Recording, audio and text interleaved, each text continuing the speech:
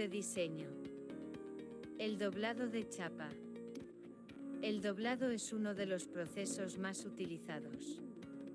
Al formar partes de metal, los costos y la calidad dependen de varios factores, incluidos los costos de configuración, costos de materiales y complejidad del diseño. Para garantizar una curva sin problemas y para evitar la deformación, recomendamos seguir ciertos consejos de diseño para cada tipo de característica de piezas de chapa metálica, paredes, espesor uniforme. Las piezas generalmente se fabrican a partir de una sola hoja de metal, por lo que deben tener un espesor de pared uniforme. Las curvas, el radio y la orientación. Mantenga un radio mínimo de curva para evitar que las piezas se factoricen o outing. Normalmente recomendamos que el radio de curvatura más pequeño sea al menos igual al grosor de la hoja. Sin embargo, también hay varias tablas de referencia que muestran radio mínimo de curvatura con diferentes materiales y partes. Mantener el radio de curvatura constante hace que la pieza sea rentable, ya que puede usar la misma herramienta para doblarla.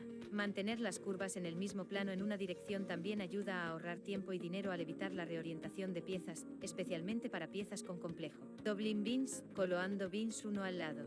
Debes evitar las sucesivas, excepto cuando es absolutamente necesaria. Un problema común para las curvas sucesivas es la dificultad de colocar las piezas dobladas en el troquel. Sin embargo, cuando es inevitable, la parte intermedia debe ser más larga que las bridas. Si una curva cerca de un borde, el material puede romperse, a menos que el alivio de la curva, el ancho del corte de relieve al espesor del material y la longitud debe ser más larga que el radio de la curva, poses ranuras. Oldie correcto.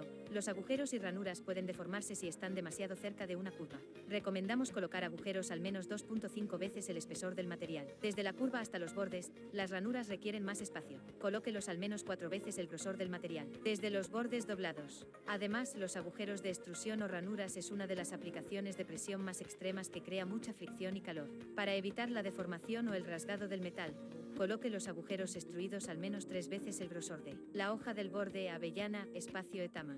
Los avellanadores se crean con una taladra o herramienta de presión perforadora. Las reglas básicas para avellanadores son las siguientes. Mantenga una distancia mínima de 3 veces el grosor del material de una curva, 4 veces de un borde, 8 veces uno. Y no deben ser más profundos que 0.6 veces el grosor del material. Las dimensiones correctas. Los bordes rizados son más fuertes y seguros para manipular.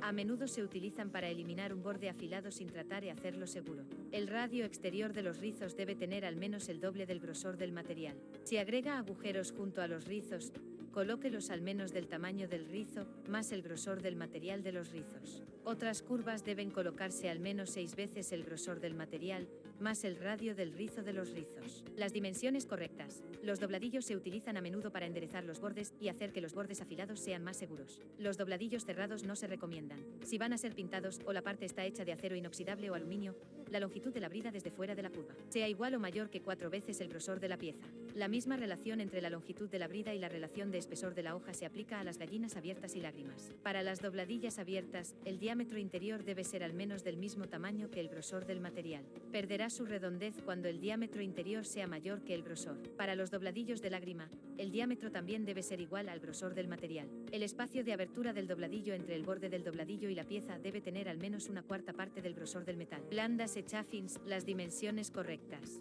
Las bridas son el borde de la parte que se dobla de la base estacionaria. Debe tener al menos 4 veces el espesor del material. Si haces una brida con extremos biselados, estos chaflanes tienen que dejar suficiente espacio para lograr curvas adecuadas. Tabsele, larra. Larra es un proceso de corte que elimina una sección del borde exterior de la pieza.